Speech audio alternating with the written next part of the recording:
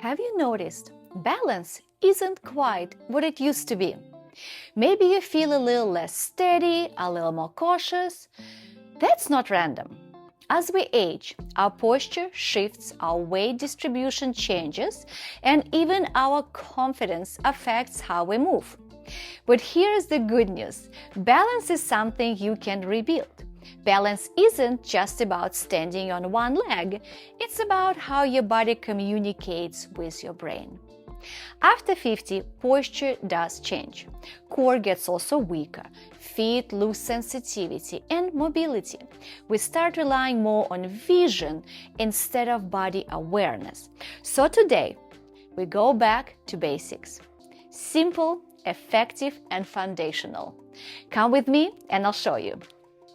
First, let's reset our posture. Stand tall, relax the shoulders. Feel your weight evenly between both feet.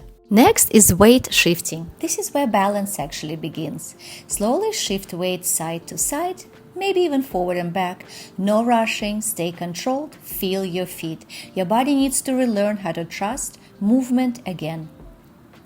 Next exercise is where things actually get interesting. Shift weight slightly forward, lifting your heels, and then back, lifting your toes. Move slowly, stay tall, and control the movement. You're waking up the muscles in your feet and ankles. This is the key for balance.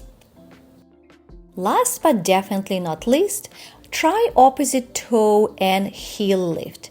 This one challenges coordination and control.